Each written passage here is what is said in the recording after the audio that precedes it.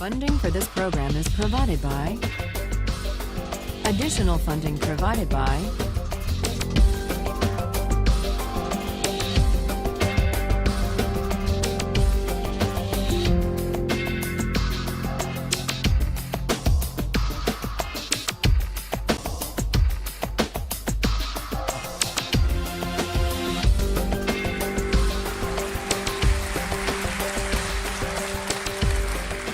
This is a course about justice, and we begin with a story.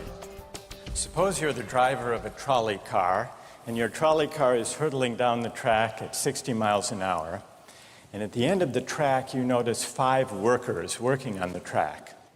You try to stop, but you can't. Your brakes don't work. You feel desperate because you know that if you crash into these 5 workers, they will all die. Let's assume you know that for sure. And so you feel helpless until you notice that there is, off to the right, a side track. And at the end of that track, there's one worker working on the track. Your steering wheel works, so you can turn the trolley car, if you want to, onto the side track, killing the one, but sparing the 5. Here's our first question. What's the right thing to do? What would you do? Let's take a poll. How many would turn the trolley car onto the side track? Raise your hands. How many wouldn't? How many would go straight ahead? Keep your hands up, those of you who would go straight ahead. A handful of people would. The vast majority would turn. Let's hear first. Now we need to begin to investigate the reasons why you think it's the right thing to do. Let's begin with those in the majority who would turn to go onto the side track. Why would you do it? What would be your reason? Who's willing to volunteer a reason? Go ahead, stand up. Because it can't be right to kill 5 people when you can only kill 1 person instead. It wouldn't be right to kill 5 if you could kill 1 person instead. That's a good reason. That's a good reason. Who else? Does everybody agree with that reason? Go ahead. Well, I was thinking it was the same reason on 9/11. We regard the people who flew the plane into the Pennsylvania field as heroes because they chose to kill the people in the plane and not kill more people in big buildings. So the principle there was the same on 9/11. It's a tragic circumstance, but better to kill 1 and so that 5 can live? Is that the reason most of you had, those of you who would turn? Yes? Let's hear now from those in the minority, those who wouldn't turn. Yes? Well, I think that's the same type of mentality that justifies genocide and totalitarianism. In order to save one type of race, you wipe out the other. So what would you do in this case? You would, to avoid the horrors of genocide, you would crash into the 5 and kill them? Presumably, yes. Yeah. Okay, who else? That's a brave answer. Thank you. Let's consider another trolley car case and see whether those of you in the majority want to adhere to the principle, better that 1 should die so that 5 should live. This time you're not the driver of the trolley car, you're an onlooker. You're standing on a bridge overlooking a trolley car track. And down the track comes a trolley car. At the end of the track are 5 workers. The brakes don't work. The trolley car is about to careen into the 5 and kill them. And now, you're not the driver. You really feel helpless until you notice standing next to you, leaning over the bridge, is a very fat man. And you could give him a shove. He would fall over the bridge onto the track, right in the way of the trolley car. He would die, but he would spare the 5. Now, how many would push the fat man over the bridge? Raise your hand. How many wouldn't? Most people wouldn't. Here's the obvious question. What became of the principle? Better to save 5 lives even if it means sacrificing 1. What became of the principle that almost everyone endorsed in the first case? I need to hear from someone who was in the majority in both cases. How do you explain the difference between the two? Yes? The second one, I guess, involves an active choice of pushing the person down, which I guess that person himself would otherwise not have been involved in this situation at all. And so to choose on his behalf, I guess, to involve him in something that he otherwise would have escaped is, I guess, more than what you have in the first case, where the 3 parties, the driver and the 2 sets of workers are already, I guess, in the situation. But the guy working, the one on the track off to the side, he didn't choose to sacrifice his life any more than the fat man did he? That's true, but he was on the tracks. And you... This guy was on the bridge. Go ahead, you can come back if you want. All right, it's a hard question. All right, you did well. You did very well. It's a hard question. Who else can find a way of reconciling the reaction of the majority in these 2 cases? Yes?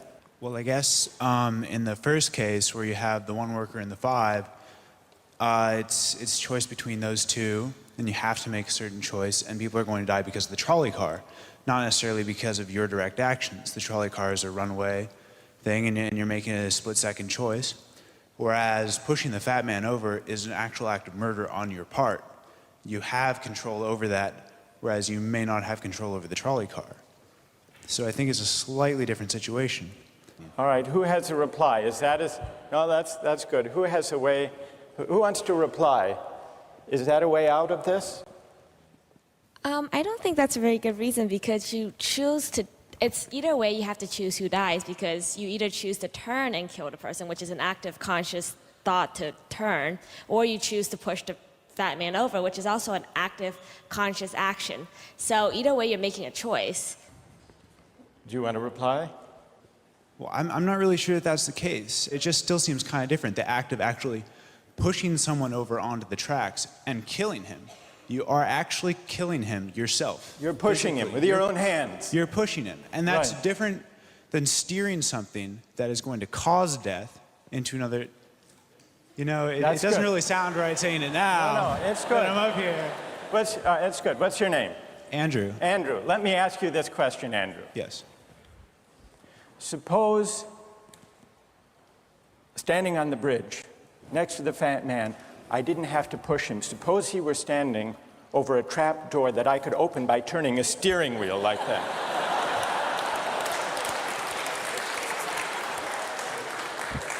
Would you turn? For some reason, that still just seems more wrong. Right? I mean, maybe if you accidentally leaned into the steering wheel or something like that. But or say that the car is hurtling towards a switch that will drop the trap.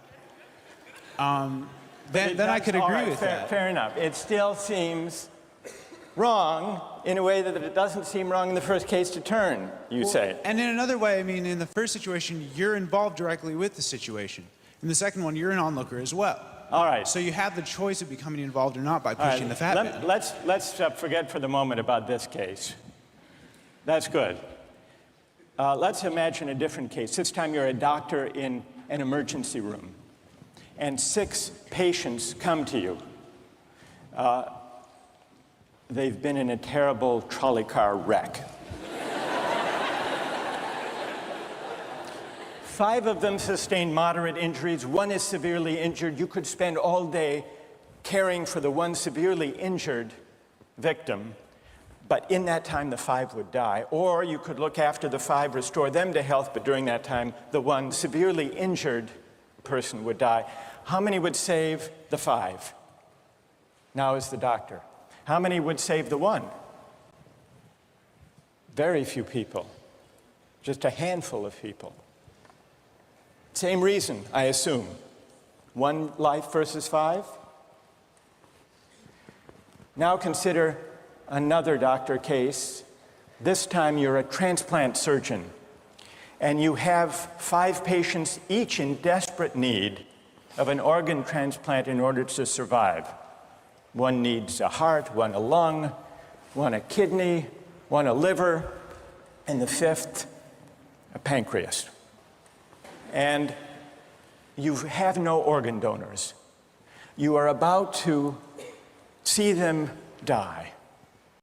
And then it occurs to you that in the next room, there's a healthy guy who came in for a checkup. And he's... You like that? And he's taking a nap.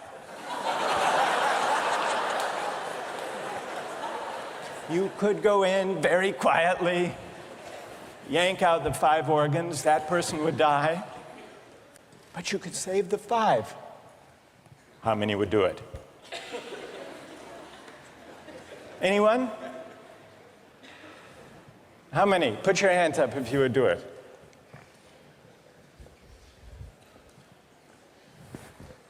Anyone in the balcony? You would? Be careful, don't lean over too much. What? How many wouldn't? All right, what do you say? Speak up in the balcony, you who would yank out the organs. Why? I'd actually like to explore a slightly alternate possibility of just taking the 1 of the 5 who needs an organ, who dies first, and using their 4 healthy organs to save the other 4. That's a pretty good idea. That's a great idea, except for the fact that you just wrecked the philosophical point. Well, let's step back from these stories and these arguments to notice a couple of things about the way the arguments have begun to unfold. Certain moral principles have already begun to emerge from the discussions we've had. And let's consider what those moral principles look like. The first moral principle that emerged in the discussion said the right thing to do, the moral thing to do, depends on the consequences that will result from your action.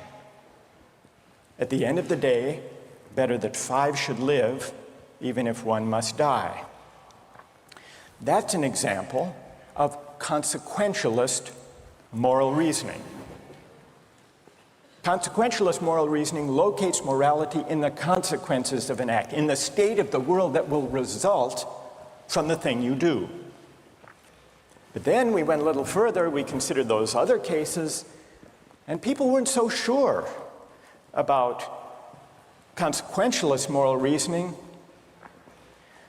When people hesitated to push the fat man over the bridge or to yank out the organs of the innocent patient, people gestured toward reasons having to do with the intrinsic quality of the act itself.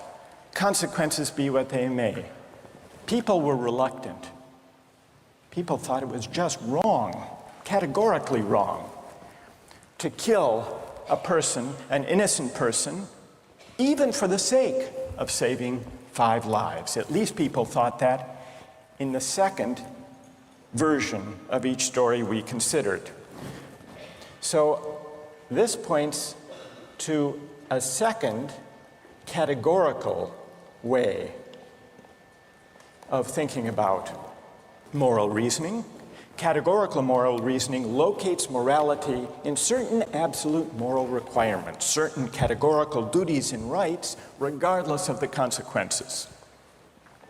We're going to explore in the days and weeks to come the contrast between consequentialist and categorical moral principles. The most influential example of consequential moral reasoning is utilitarianism, a doctrine invented by Jeremy Bentham, the 18th century English political philosopher. The most important philosopher of categorical moral reasoning is the 18th century German philosopher Immanuel Kant. So we will look at those two different modes of moral reasoning, assess them, and also consider others.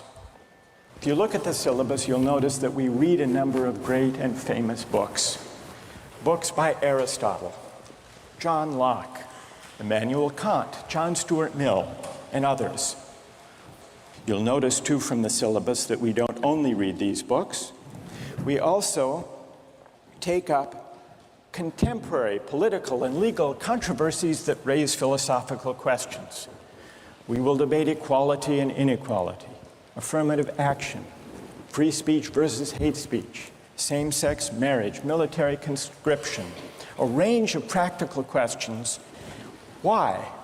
Not just to enliven these abstract and distant books, but to make clear, to bring out what's at stake in our everyday lives, including our political lives, for philosophy. And so we will read these books, and we will debate these issues, and we'll see how each informs and illuminates the other. This may sound appealing enough, but here I have to issue a warning. And the warning is this: to read these books in this way, as an exercise in self-knowledge, to read them in this way carries certain risks. Risks that are both personal and political. Risks that every student of political philosophy has known. These risks spring from the fact that philosophy teaches us and unsettles us by confronting us with what we already know. There's an irony. The difficulty of this course consists in the fact that it teaches what you already know. It works by taking what we know from familiar, unquestioned settings and making it strange. That's how those examples worked. The hypotheticals with which we began, with their mix of playfulness and sobriety. It's also how these philosophical books work. Philosophy estranges us from the familiar, not by supplying new information, but by inviting and provoking a new way of seeing. But, and here's the risk, once the familiar turns strange, it's never quite the same again. Self-knowledge is like lost innocence. However unsettling you find it, it can never be unthought or unknown. What makes this enterprise difficult, but also riveting, is that moral and political philosophy is a story, and you don't know where the story will lead, but what you do know is that the story is about you. Those are the personal risks. Now what of the political risks? One way of introducing a course like this would be to promise you that by reading these books and debating these issues, you will become a better, more responsible citizen. You will examine the presuppositions of public policy. You will hone your political judgment. You will become a more effective participant in public affairs. But this would be a partial and misleading promise. Political philosophy, for the most part, hasn't worked that way. You have to allow for the possibility that political philosophy may make you a worse citizen rather than a better one, or at least a worse citizen before it makes you a better one. And that's because philosophy is a distancing, even debilitating activity. And you see this going back to Socrates. There's a dialogue, the Gorgias, in which one of Socrates' friends, Callicles, tries to talk him out of philosophizing. Callicles tells Socrates, philosophy is a pretty toy if one indulges in it with moderation at the right time of life. But if one pursues it further than one should, it is absolute ruin. Take my advice, Callicles says. Abandon argument. Learn the accomplishments of active life. Take for your models not those people who spend their time on these petty quibbles, but those who have a good livelihood and reputation and many other blessings. So Callicles is really saying to Socrates, quit philosophizing, get real, go to business school. And Callicles did have a point. He had a point because philosophy distances us from conventions, from established assumptions, and from settled beliefs. Those are the risks, personal and political. And in the face of these risks, there is a characteristic evasion. The name of the evasion is skepticism. It's the idea, well, it goes something like this. We didn't resolve once and for all either the cases or the principles we were arguing when we began. And if Aristotle and Locke and Kant and Mill haven't solved these questions after all of these years, who are we to think that we here in Sanders Theater over the course of a semester can resolve them? And so maybe it's just a matter of each person having his or her own principles and there's nothing more to be said about it. No way of reasoning. That's the evasion of skepticism, to which I would offer the following reply. It's true, these questions have been debated for a very long time. But the very fact that they have recurred and persisted may suggest that though they're impossible in one sense, they're unavoidable in another. And the reason they're unavoidable, the reason they're inescapable, is that we live some answer to these questions every day. So skepticism, just throwing up your hands and giving up on moral reflection, is no solution. Immanuel Kant described very well the problem with skepticism when he wrote, "Skepticism is a resting place for human reason, where it can reflect upon its dogmatic wanderings, but it is no dwelling place for permanent settlement. Simply to acquiesce in skepticism," Kant wrote, "can never suffice to overcome the restlessness of reason." I've tried to suggest through these stories and these arguments some sense of the risks and temptations, of the perils and the possibilities. I would simply conclude by saying that the aim of this course is to awaken the restlessness of reason and to see where it might lead. Thank you very much.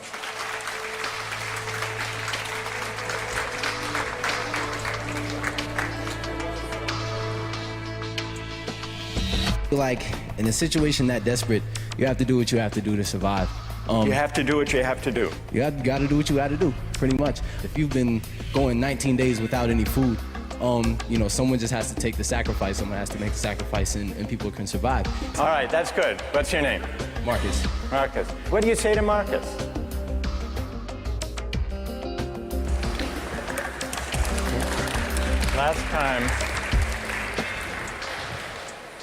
We started out last time with some stories, with some moral dilemmas about trolley cars and about doctors and healthy patients vulnerable to being victims of organ transplantation, we noticed two things about the arguments we had.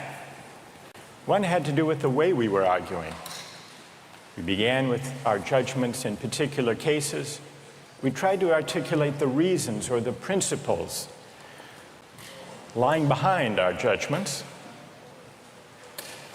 And then, confronted with a new case, we found ourselves re-examining those principles, revising each in the light of the other. And we noticed the built-in pressure to try to bring into alignment our judgments about particular cases and the principles we would endorse on reflection. We also noticed something about the substance of the arguments that emerged from the discussion. We noticed that sometimes we were tempted to locate the morality of an act in the consequences, in the results, in the state of the world that it brought about. And we called this consequentialist moral reasoning. But we also noticed that in some cases, we weren't swayed only by the result. Sometimes, many of us felt that not just consequences, but also the intrinsic quality or character of the act matters morally. Some people argued that there are certain things that are just categorically wrong, even if they bring about a good result, even if they save 5 people at the cost of 1 life. So we contrasted consequentialist moral principles with categorical ones. Today, and in the next few days, we will begin to examine one of the most influential versions of consequentialist moral theory, and that's the philosophy of utilitarianism. Jeremy Bentham, the 18th century English political philosopher, gave the first clear systematic expression to the utilitarian moral theory. And Bentham's idea, his essential idea, is a very simple one, with a lot of morally intuitive appeal. Bentham's idea is the following: the right thing to do, the just thing to do, is to maximize utility. What did he mean by utility? He meant by utility the balance of pleasure over pain, happiness over suffering. Here's how he arrived at the principle of maximizing utility. He started out by observing that all of us, all human beings, are governed by 2 sovereign masters, pain and pleasure. We human beings like pleasure and dislike pain. And so we should base morality, whether we're thinking about what to do in our own lives, or whether as legislators or citizens we're thinking about what the laws should be. The right thing to do individually or collectively is to maximize, act in a way that maximizes the overall level of happiness. Bentham's utilitarianism is sometimes summed up with the slogan, the greatest good for the greatest number. With this basic principle of utility on hand, let's begin to test it and to examine it by turning to another case, another story, but this time not a hypothetical story, a real-life story, the case of the Queen versus Dudley and Stevens. This was a 19th century British law case that's famous and much debated in law schools. Here's what happened in the case. I'll summarize the story, then I want to hear how you would rule. imagining that you're the jury. A newspaper account of the time described the background. A sadder story of disaster at sea was never told than that of the survivors of the yacht Mignonette. The ship foundered in the South Atlantic, 1,300 miles from the Cape. There were 4 in the crew. Dudley was the captain. Stevens was the first mate. Brooks was a sailor. All men of excellent character, or so the newspaper account tells us. The 4th crew member was the cabin boy, Richard Parker, 17 years old. He was an orphan. He had no family. And he was on his first long voyage at sea. He went, the news account tells us, rather against the advice of his friends. He went in the hopefulness of youthful ambition, thinking the journey would make a man of him. Sadly, it was not to be. The facts of the case were not in dispute. A wave hit the ship, and the Mignonette went down. The 4 crew members escaped to a lifeboat. The only food they had were 2 cans of preserved turnips, no fresh water. For the first 3 days, they ate nothing. On the 4th day, they opened one of the cans of turnips and ate it. The next day, they caught a turtle. Together with the other can of turnips, the turtle enabled them to subsist for the next few days, and then for 8 days, they had nothing. No food, no water. Imagine yourself in a situation like that. What would you do? Here's what they did. By now, the cabin boy, Parker, is lying at the bottom of the lifeboat in the corner because he had drunk seawater against the advice of the others, and he had become ill, and he appeared to be dying. So on the 19th day, Dudley, the captain, suggested that they should all have a lottery, that they should draw lots to see who would die to save the rest. Brooks refused. He didn't like the lottery idea. We don't know whether this was because he didn't want to take the chance or because he believed in categorical moral principles. But in any case, no lots were drawn. The next day, there was still no ship in sight, so Dudley told Brooks to avert his gaze, and he motioned to Stevens that the boy Parker had better be killed. Dudley offered a prayer. He told the boy his time had come, and he killed him with a penknife, stabbing him in the jugular vein. Brooks emerged from his conscientious objection to share in the gruesome bounty. For 4 days, the 3 of them fed on the body and blood of the cabin boy. True story. And then they were rescued. Dudley describes their rescue in his diary with staggering euphemism, quote, "On the 24th day, as we were having our breakfast, a ship appeared at last. The 3 survivors were picked up by a German ship. They were taken back to Falmouth in England, where they were arrested and tried. Brooks turned state's witness. Dudley and Stevens went to trial. They didn't dispute the facts. They claimed they had acted out of necessity. That was their defense. They argued, in effect, better that one should die so that 3 could survive. The prosecutor wasn't swayed by that argument. He said murder is murder, and so the case went to trial. Now imagine you are the jury, and just to simplify the discussion, put aside the question of law, and let's assume that you as the jury are charged with deciding whether what they did was morally permissible or not. How many would vote not guilty, that what they did was morally permissible?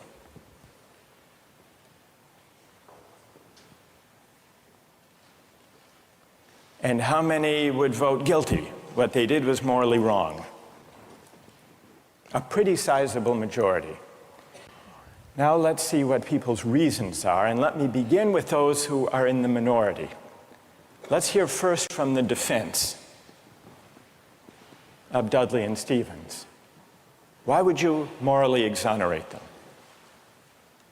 What are your reasons? Yes? I think it is morally reprehensible, but I think that there's a distinction between what's morally reprehensible and what makes someone legally accountable. In other words, as the judge said, what's always moral isn't necessarily against the law. And while I don't think that necessity justifies theft or murder or any illegal act, at some point your degree of necessity does in fact exonerate you from any guilt. Okay, good. Other defenders, other voices for the defense. Moral justifications for what they did. Yes? All right, thank you. I just feel like in a situation that desperate, you have to do what you have to do to survive. You have to do what you have to do. You got to do what you got to do, pretty much. If you've been going 19 days without any food, someone just has to take the sacrifice. Someone has to make the sacrifice, and people can survive. Right. And furthermore, from that, let's say they survive, and then they become productive members of society who go home and start like a million charity organizations and this and that and this and that. I mean, they benefit everybody in the end. Yeah. So, I mean, I don't know what they did afterwards. They might have gone and kill more people, whatever. But what? What if they went home and they turned out to be assassins? What if they weren't going home and turned out to be assassins? Well, you'd want to know who they assassinated. That's true, too. That's fair. That's fair. Okay. I don't want to know who they assassinated. All right, that's good. What's your name? Marcus. Marcus. All right. We've heard a defense, a couple of voices for the defense. Now we need to hear from the prosecution. Most people think what they did was wrong. Why? Yes.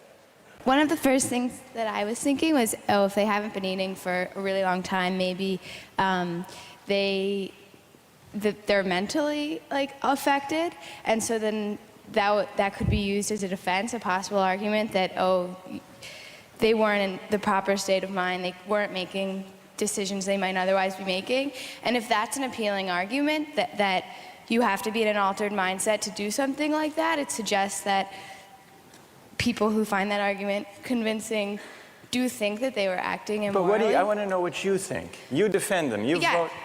You vote to convict, right? Yeah, I don't think that they acted in a morally appropriate way. And why not? What do you say? Here's Marcus. He just defended them. He said, you heard what he said. Yes.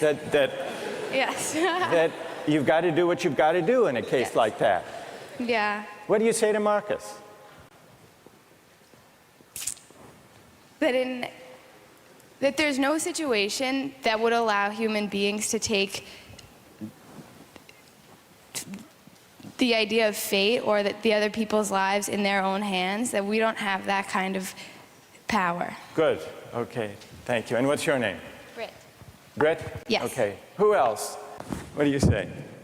Stand up. I'm wondering if Dudley and Stephen had asked for Richard Parker's consent in, dying, if that would that exonerate them from an act of murder? And if so, is that still morally justifiable? That's interesting. All right, consent. Wait, hang on. What's your name? Kathleen. Kathleen says, suppose they had asked, what would that scenario look like? So in the story, Dudley is there, penknife in hand, but instead of the prayer, or before the prayer, he says, Parker, would you mind? We're desperately hungry, as Marcus empathizes with. We're desperately hungry. You're not going to last long anyhow. Yeah. You can be a martyr. Would you be a martyr? Yeah. How about it, Parker?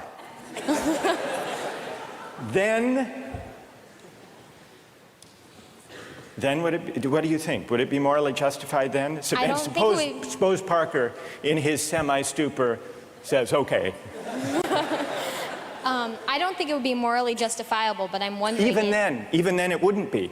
No. You don't think that even with consent, it would be morally justified. Are there people who think, who want to take up Kathleen's consent idea and who think that that would make it morally justified. Raise your hand if it would, if you think it would. That's very interesting. Why would consent make a moral difference?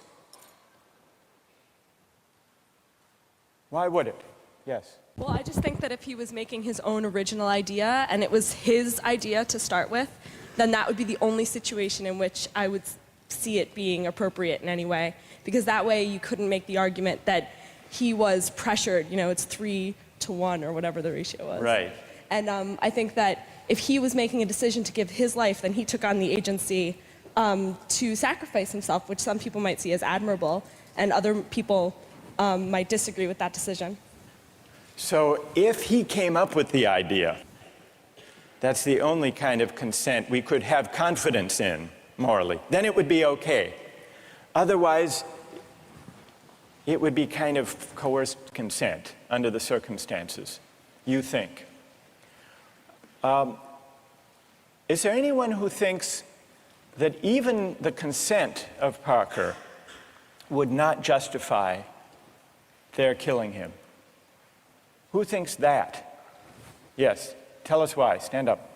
I think that Parker would be killed with the hope that the other crew members would be rescued. So there's no definite reason that he should be killed because you don't know when they're going to get rescued. So if you kill him, it's killing him in vain. Do you keep killing a crew member until you're rescued and then you're left with no one? Because someone's going to die eventually. Well, the moral logic of the situation seems to be that they would keep on picking off the weakest, maybe, one by one, until they were rescued. And in this case, luckily, they were rescued when 3 at least were still alive. Now, if Parker did give his consent, would it be all right, do you think, or not? No. No. It still wouldn't be right. And tell us why it wouldn't be all right. First of all, cannibalism, I believe, is morally incorrect. So you shouldn't be eating a human anyway. So cannibalism is morally objectionable as such. So then, even on the scenario of waiting until someone died, still it would be objectionable. Yes, to me personally.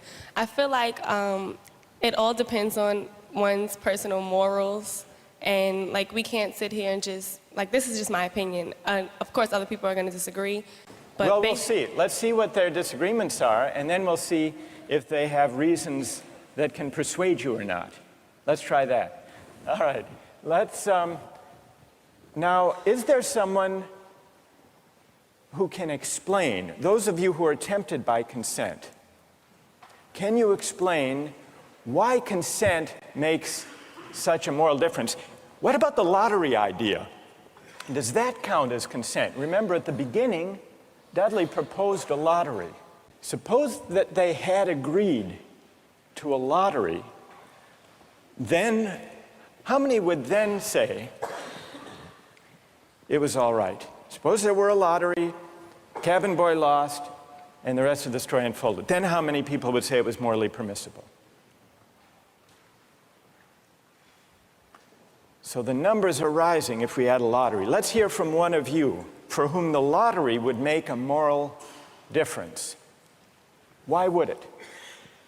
I think the essential element in my mind that makes it a crime is the idea that they decided at some point that their lives were more important than his, and that, I mean, that's kind of the basis for really any crime, right? It's like my needs, my desires are more important than yours, and mine take precedent. And if they had done a lottery where everyone consented that someone should die, and it's sort of like they're all sacrificing themselves to save the rest. Then it would be all right. A little grotesque, but... But morally permissible? Yes. And what's your name? Matt. So, Matt, for you, what bothers you is not the cannibalism, but the lack of due process. I guess you could say that. Right? And can someone who agrees with Matt say a little bit more about why a lottery would make it, in your view, morally permissible? Go ahead. The way I understood it originally was that was the whole issue, is that the cabin boy was never consulted. about whether or not something was going to happen to him, even with the original lottery, whether or not he would be a part of that. It was just decided that he was the one that was going to die. Right, that's what happened in the actual case. Right. But if there were a lottery and they'd all agreed to the procedure, you think that would be okay? Right, because then everyone knows that there's going to be a death. Whereas, the cabin boy didn't know that this discussion was even happening. There was no, forewarning for him to know that, hey, I may be the one that's dying. All right, now suppose everyone agrees to the lottery, they have the lottery, the cabin boy loses, and he changes his mind. You've already decided. It's like a verbal contract. You can't go back on that. You've decided, the decision was made. If you know that you're dying for the reason for others to live, you would, if someone else had died, that you would consume them, so that's right. But then he could say, I know, but I lost. I just think that that's the whole moral issue, is that there was no consulting of the cabin boy, and that's what makes it the most horrible, is that he had no idea what was even going on. That had he known what was going on, it would be a bit more understandable. All right, good. Now I want to hear, so there are some who think it's morally permissible, but only about 20%, led by Marcus. Then there are some who say the real problem here is the lack of consent, whether the lack of consent to a lottery, to a fair procedure, or, Kathleen's idea, lack of consent at the moment of death. And if we add consent, then more people are willing to consider the sacrifice morally justified. I want to hear now, finally, from those of you who think even with consent, even with a lottery, even with a final murmur of consent by Parker at the very last moment, it would still be wrong. And why would it be wrong? That's what I want to hear. Yes? Well, the whole time I've been leaning all towards the categorical moral reasoning. And I think that there's a possibility I'd be okay with the idea of a lottery and then the loser taking into their own hands to kill themselves, so that there wouldn't be, an act of murder. But I still think that even that way it's coerced. And also I don't think that there's any remorse. Like in Dudley's diary, we were eating our breakfast. It seems as though he's just sort of like, the whole idea of not valuing someone else's life. So that makes me feel like I have to take the categorical You want to throw the stand. book at him when he lacks remorse or a sense of having done anything wrong. Right. So, all right, good. Any other defenders of who say it's just categorically wrong, with or without consent? Yes, stand up. Why? I think undoubtedly the way our society is shaped, murder is murder. Murder is murder in every way, and our society looks at murder down on it in the same light, and I don't think it's any different in any case. Good. Let me ask you a question. There were 3 lives at stake versus 1. Okay. The one, the cabin boy, he had no family, he had no dependents. These other 3 had families back home in England, they had dependents, they had wives and children. Think back to Bentham. Bentham says we have to consider the welfare, the utility, the happiness of everybody. We have to add it all up. So it's not just numbers 3 against 1. It's also all of those people at home. In fact, the London newspaper at the time and popular opinion sympathized with them, Dudley and Stevens. And the paper said if they weren't motivated by affection and concern for their loved ones at home and their dependents, surely they wouldn't have done this. Yeah, and how is that any different from people on a corner trying to have the same desire to feed their family? I don't think it's any different. I think in any case, if I'm murdering you to advance my status, that's murder, and I think that we should look at that all in the same light instead of criminalizing certain activities and making certain things seem more violent and savage, when in the same case it's all the same. It's all the same act and mentality that goes into murder, necessity to feed your family. So suppose it weren't 3, suppose it were 30, 300. 1 life to save 300. Or in wartime, 3,000. Okay. Suppose the stakes are even bigger. Suppose the stakes are even bigger. I think it's still the same deal. Do you think Bentham is wrong to say the right thing to do is to add up the collective happiness? You think he's wrong about that? I don't think he's wrong, but I think murder is murder in any case. Yeah, well, then Bentham has to be wrong. If you're right, he's wrong. Okay, then he's wrong. All right. Right. Thank you. Well done. All right, let's step back from this discussion and notice how many objections have we heard to what they did. We heard some defenses of what they did. The defenses had to do with necessity, their dire circumstance, and, implicitly at least, the idea that numbers matter. And not only numbers matter, but the wider effects matter. Their families back home, their dependents. Parker was an orphan. No one would miss him. So if you add up, if you try to calculate the balance of happiness and suffering, you might have a case for saying what they did was the right thing. Then we heard at least 3 different types of objections. We heard an objection that said, what they did was categorically wrong. Mike here at the end, categorically wrong. Murder is murder, it's always wrong, even if it increases the overall happiness of society. A categorical objection. But we still need to investigate why murder is categorically wrong.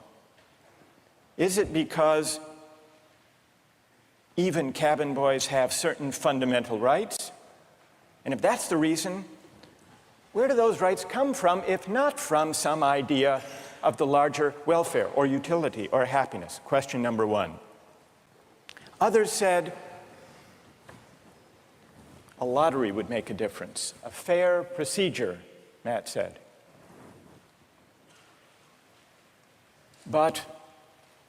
And some people were swayed by that.